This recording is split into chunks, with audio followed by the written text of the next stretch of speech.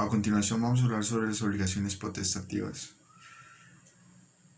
Seguiremos luego con un esquema de todas las cosas que tenemos que saber, tanto desde donde partimos como obligaciones hasta lograr comprender la dimensión en la que se ordenan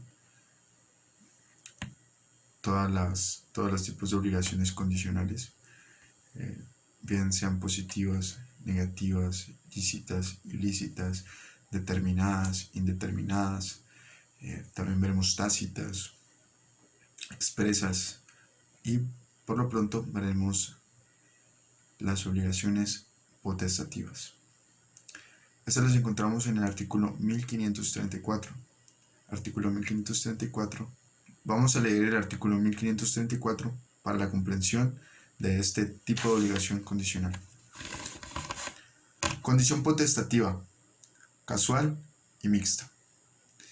Artículo 1534. Se llama condición potestativa la que depende de la voluntad del acreedor o del deudor. Casual, la que depende de la voluntad de un tercero o de un acaso. Mixta, la que en parte depende de la voluntad del acreedor y en parte de la voluntad de un tercero o de un acaso. Vamos a hablar sobre lo que significa la obligación potestativa. La obligación potestativa, vamos a tener 4 divisiones de esta. Vamos a tener la simple, la meramente potestativa, la casual y la mixta. Entonces, dentro de esto, vamos a tener que comprender que vamos a introducir la voluntad de la persona. Esa manifestación que se hace de la voluntad, bien sea tácita o expresa. Recordemos qué es lo que significa que una voluntad sea expresa. Bien sea que se puede expresar de manera suscrita o con la comunicación manifiesta de la voluntad de la persona. Dentro de esto existen pues los contratos verbales. Es una manifestación expresa de la voluntad.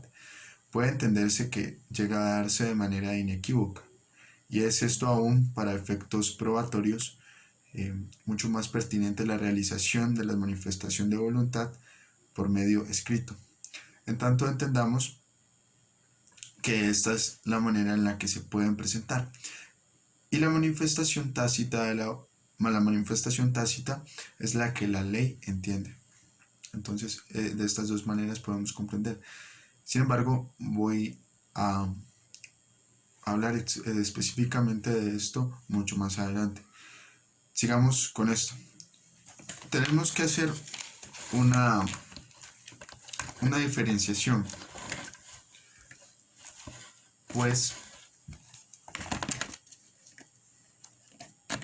existen, como bien lo saben ustedes, existen las obligaciones potestativas, pues que las estamos viendo, las facultativas, y también existen las alternativas. Entonces tenemos que diferenciarlas a perfección. El concepto de la obligación potestativa se refiere a que es aquella que está sometida al cumplimiento de una condición potestativa. Eso quiere decir que la condición se constituye en el evento, el evento de la condición se constituye en el evento que la voluntad se da, la voluntad de una de las partes. Ahora vamos a hablar sobre unas diferencias, las cuales he hablado antes. Podemos encontrar que las potestativas son diferentes de las facultativas y también son diferentes de las alternativas. ¿Qué? Ya tenemos el concepto de esto. Las facultativas se refieren a que el deudor va a tener la posibilidad de elegir con qué o cómo va a hacer el pago de la obligación, el pago de la prestación. Eso se refiere a las facultativas. Recordemos que existe dentro de la prelación la posibilidad de el pago con la hipoteca, o también se le permite el pago mediante dinero. Es decir, que el acreedor puede hacer exigible la hipoteca.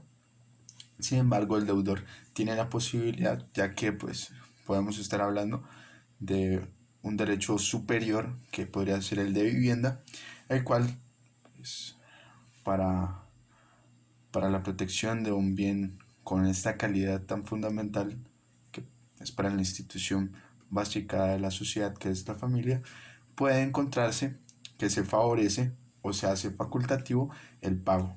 Pero pues no siendo facultativo la elección de con qué pagar, es decir, la carencia del dinero con el cual pagar, pues el objeto no será facultativo, sino que se pagará directamente con la hipoteca. Sin embargo, pasado, el, pasado el tiempo, el plazo en el cual se debe pagar,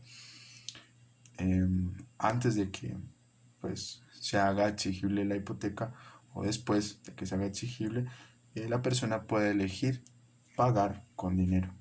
Y las alternativas son aquellas en las que entre varias prestaciones o diversas posibilidades de prestación puede cumplirse varias prestaciones o diversas posibilidades de prestación. Puede cumplirse con una sola y completa, bien por elección del acreedor o del deudor.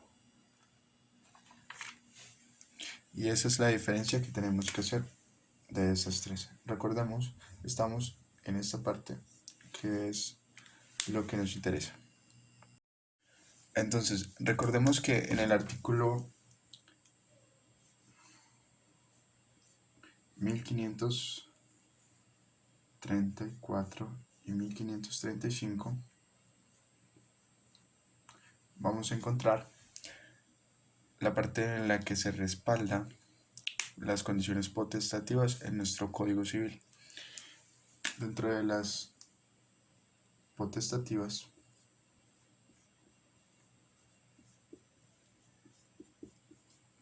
vamos a encontrar 4 tipos. La primera es la simple, las que son simples. Las meramente potestativas, las casuales y las que son mixtas. Vamos a hablar primero de estas. A ver. La doctrina francesa ha develado lo siguiente. Primero, las simples suponen simplemente la potestad y rigurosamente la potestad. ¿Qué significa esto? Simple o rigurosa. Hagamos un esquema mucho más amplio para pues evitar confusiones aquí en orden. Entonces vamos con el primero, que es la potestativa simple. Entonces, primero, simple. Encontramos dos tipos aquí. Está la que es simple y la que es rigurosamente potestativa. ¿Qué significa esto? Es simple y dentro de la teoría recordemos que la constitución de la condición potestativa se da por la manifestación de la voluntad de una de las partes. En tanto que aquí en la simple encontramos una manifestación del acreedor, ¿sí? Decimos que supone la parte del interesado no solamente una manifestación de voluntad, sino que también el cumplimiento de un hecho exterior. Y la única, y la que se habla de rigurosamente, depende de la voluntad del deudor y esta, por lo regular, no es válida. ¿Por qué? Porque esta... ¿Qué quiere decir esto? Quiere decir que va a depender de la voluntad del acreedor o del deudor, o en conjunto, para que, es más, hasta de un tercero, para que la condición pueda llegarse a dar. Estamos hablando de la potestad que tiene una persona para la manifestación de su voluntad. En dado a ello, la condición se cumple. Vamos a ver ciertas excepciones en las cuales tenemos que tener mucho cuidado sobre la nulidad. Es así, pues, que vamos a los ejemplos. Antes de los ejemplos, recordemos también que tenemos que tener en cuenta el artículo 1535, en el cual nos va a hablar sobre la condición meramente potestativa. Tanto que recordemos que dentro de las potestativas existen las simples, las meramente potestativas, las casuales y las mixtas. Entonces, tengamos en cuenta lo siguiente. Condición meramente potestativa, artículo 1535. Son nulas las obligaciones contraídas bajo una condición potestativa que consista en meramente la voluntad de la persona que se obliga. Si la condición consiste en un hecho voluntario de cualquiera de las partes, valdrá. ¿Qué es lo que vamos a resaltar aquí? Voy a explicar en el tablero sobre la seriedad que ocurre dentro de la manifestación de la voluntad y los parámetros que tenemos que seguir, que son parámetros muy lógicos dentro de la teoría simple que podemos llegar a encontrar sobre las obligaciones. Tanto es así que la lógica nos va a poder ayudar a, en realidad, verificar si la potestad de una persona al elegir o no obligarse o responder es enteramente válida o no. Entonces vamos a los ejemplos y ahí veremos un esquema mucho más amplio sobre las obligaciones potestativas simples, que se dividen en dos.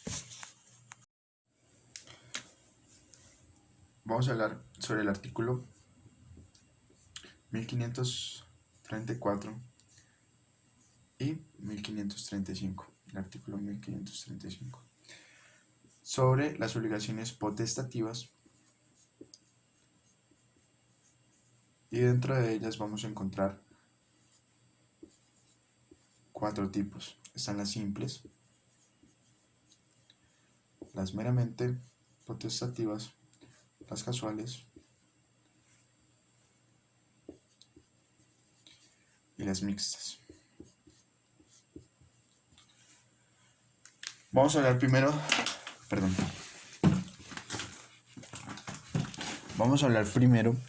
sobre las simples. Dentro de esto, la doctrina francesa nos trae la lógica natural del ser humano de saber cuándo dentro de una obligación es válida o no.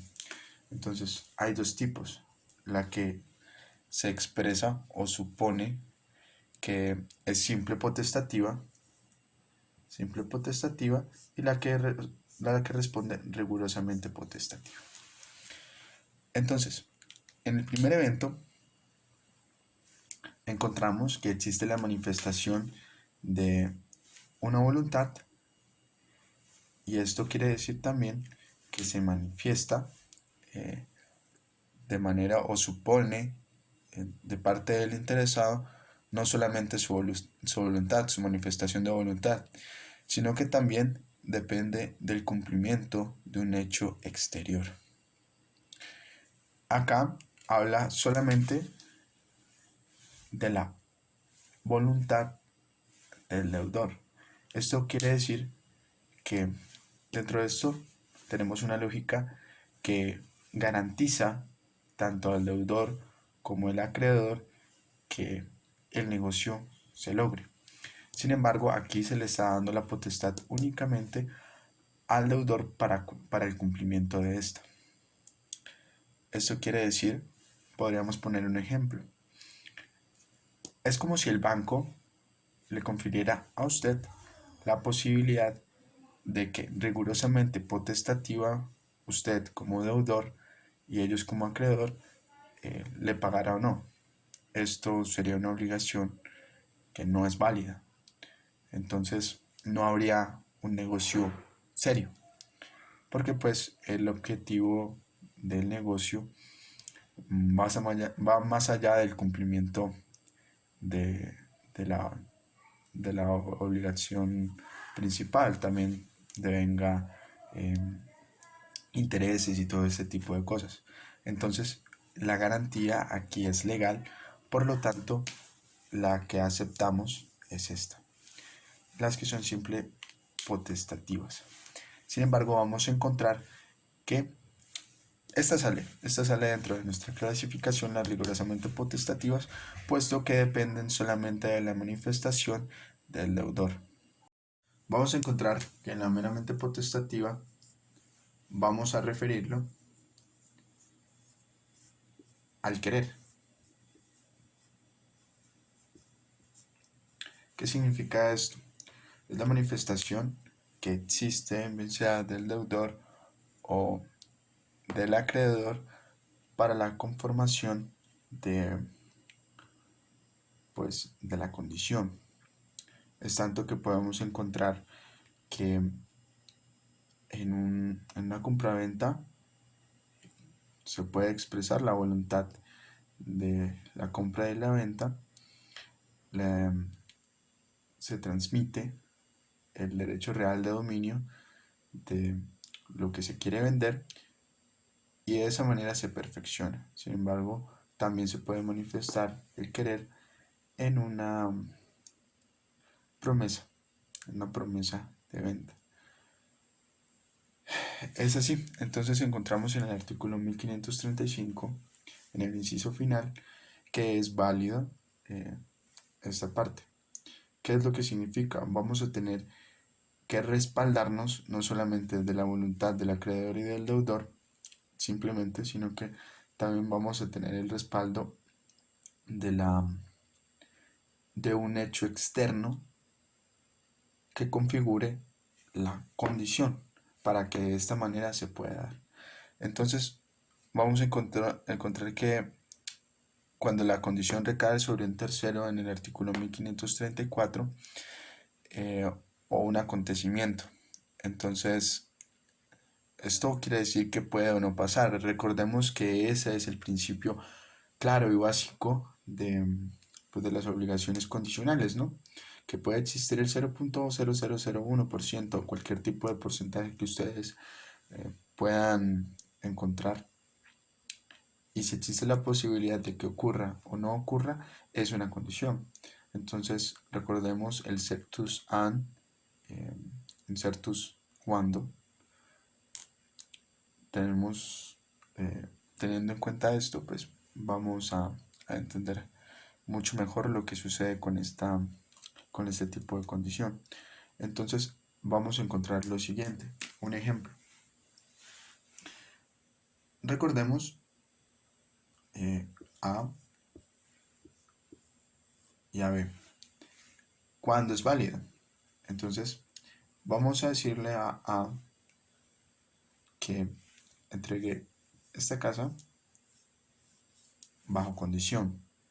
Entonces, a él ya se le ocurre, a A se le ocurre darle la casa a B para, si cumple una condición. Vamos a hablar de un hecho exterior. Yo te doy la casa, B, solamente si C y D se casan el día de mi cumpleaños, podemos decir X tiempo, ¿cierto?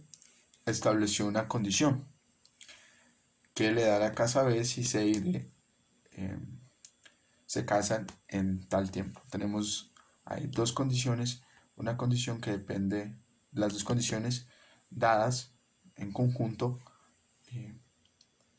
crean que se genere la obligación para, ¿cierto? También podemos encontrar que puede existir que un acontecimiento le dé la potestad de A B para hacer exigible lo que se está pretendiendo en la prestación, ¿cierto?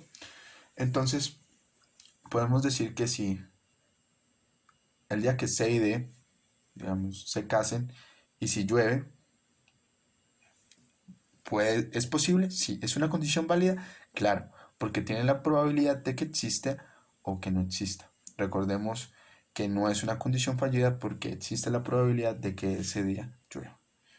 Entonces, si llueve,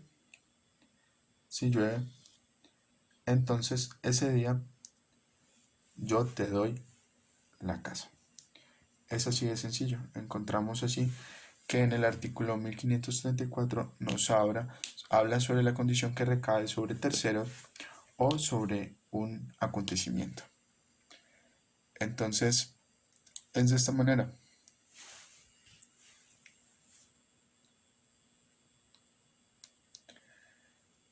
Y en este sentido encontramos pues que existe una combinación respecto de lo de la lluvia con un hecho casual, ¿cierto?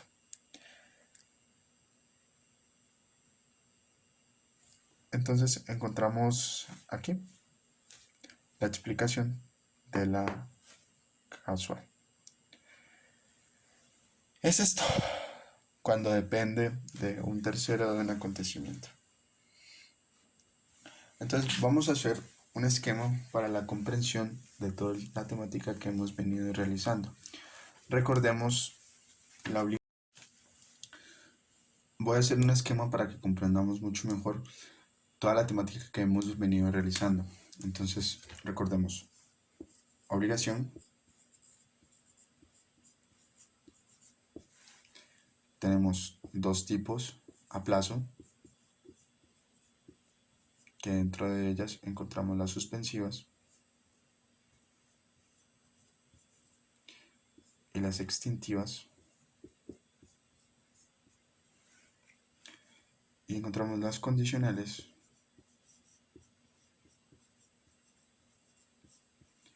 y dentro de estas encontramos las suspensivas y las resolutorias. Dentro de estas encontramos que pueden estar en estados, ¿cierto? Esos estados son los siguientes. Pueden estar pendientes, cumplidas o fallidas. Y vamos a encontrar acá según el objeto.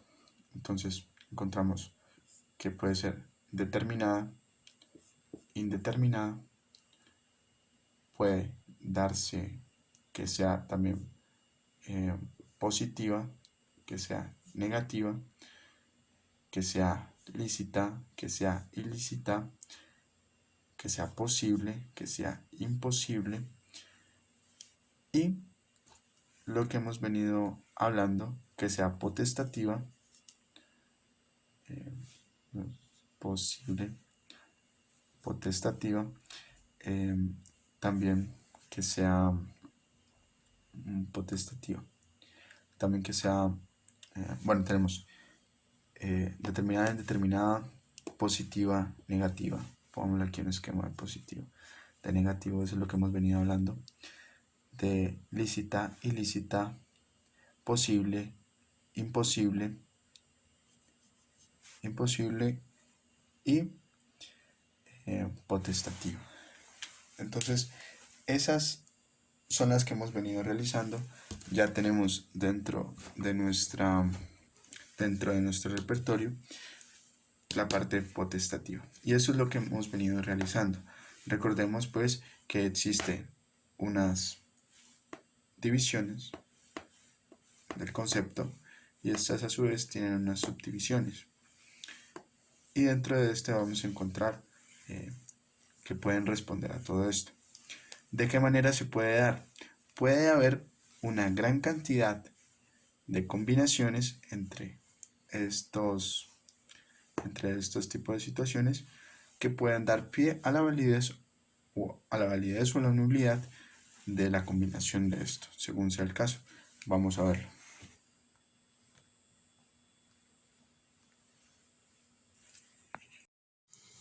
Recordemos que las obligaciones condicionales se dividen en dos, las que son suspensivas y resolutorias. La combinación de la voluntad o la manifestación de la voluntad, bien sea del acreedor o del deudor, va a dar pie que dentro de estas dos clasificaciones, dentro de estas dos subclasificaciones, se configure la validez o la nulidad de la condición. Recordemos que aquí lo que va a hacer la voluntad es constituir la condición. Esto quiere decir que va a darle pie a que la condición se realice. Entonces, si es una obligación suspensiva y esta recae estrictamente sobre la voluntad del acreedor, es válida. Por otra parte, si es suspensiva, si es una condición suspensiva y recae estrictamente sobre la voluntad del deudor, es nula. Por la parte, la subclasificación de las obligaciones condicionales, la otra subclasificación que habla sobre las resolutorias, cuando existe o cuando está enteramente sujeta a la voluntad del acreedor, es válida.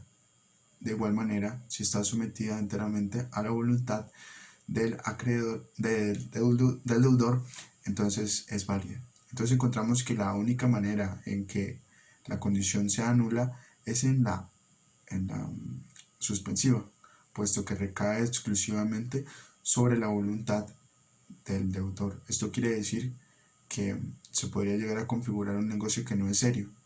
Recuerden el ejemplo sobre el banco. Aquí no podría existir la posibilidad de que el pago de la prestación, pago se deje libre a la voluntad de la persona.